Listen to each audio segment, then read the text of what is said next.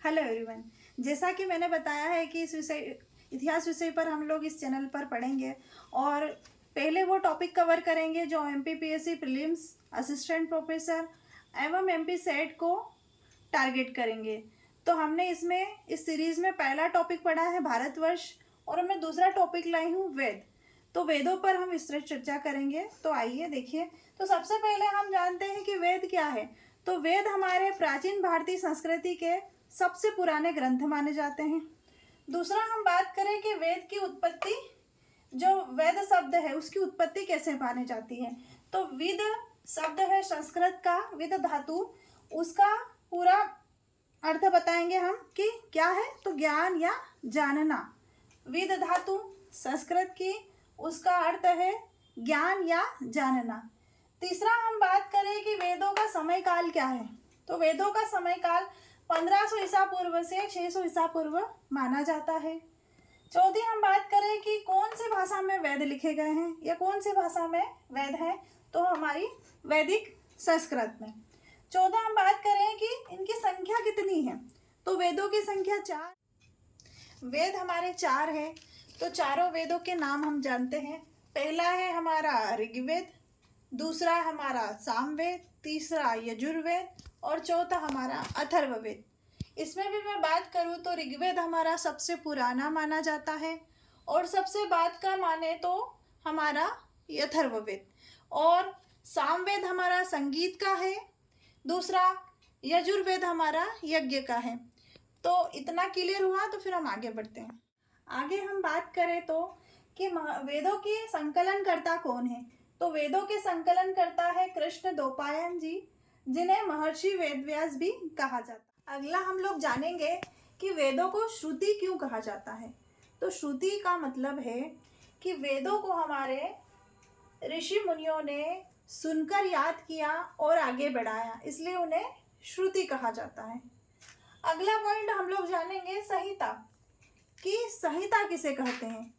तो वेदों के काव्यात्मक हिस्से को संहिता कहा। आगे हम लोग बात करें तो वेद त्रयी किसे कहते हैं। तो वेद त्रयी में हमारे पहले के 3 वेद आते हैं और इन्हें वेद त्रयी कहा जाता है। अथर्ववेद वेद त्रयी में नहीं आता है। क्यों? क्योंकि इसमें यज्ञ के विषय नहीं है और इसमें लौकिक विषय है। तो वेद त्रयी में कौन से आते हैं वेद। तो हमारा ऋग्वेद आता है, हमारा सामवेद और यजुर्वेद। अथर्ववेद वेद त्रयी का हिस्सा नहीं है। आगे हम लोग बात करें कि वेदों के भाग कितने हैं। तो हमारे प्रत्येक वेद के 4 भाग हैं। पहला संहिता, दूसरा ब्राह्मण, तीसरा अरण्यक और चौथा उपनिषद। आगे हम लोग बात करें तो वेदों के उपवेद की। तो हमारे ऋग्वेद का उपवेद है आयुर्वेद यानी चिकित्सा। यजुर्वेद की बात करें तो धनुर्वेद युद्ध कला। सामवेद की बात करें तो गंधर्व वेद संगीत कला। अथर्ववेद की बात करें तो शिल्प वेद कला। आगे हम लोग बात करें तो वेदों को समझने के लिए वेदांगों का निर्माण किया गया। तो पहले वेदांगों के बारे में बात करें तो वेदांग का अर्थ जानते हैं हम लोग। वेद धन अंग, मतलब वेदों के अंग। तो वेदों के अंग कितने हैं? 6।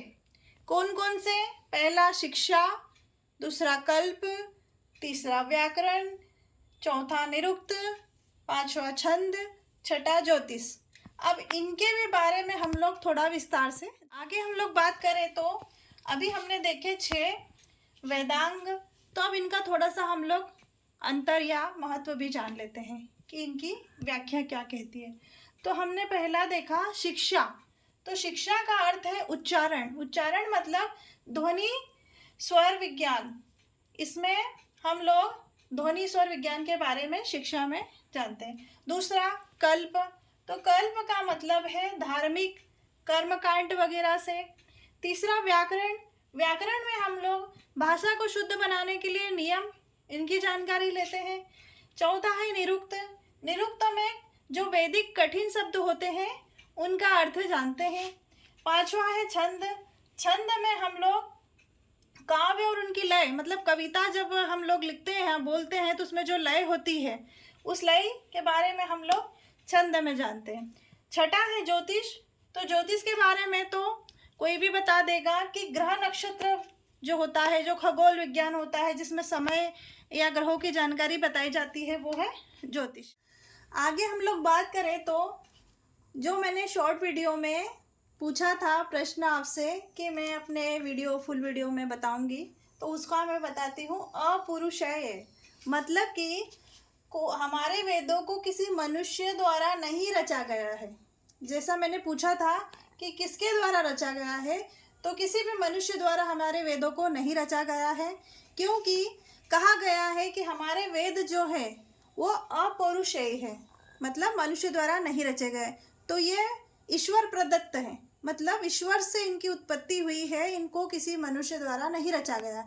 और ऋषियों मुनियों द्वारा तप वगैरह कर इनको श्रुतियों के माध्यम से, मतलब सुनाकर, याद कर आगे बढ़ाया गया है। तो ये आज के प्रश्न का उत्तर है। अगला हमारा टॉपिक रहेगा ऋग्वेद, तो तैयार रहिएगा।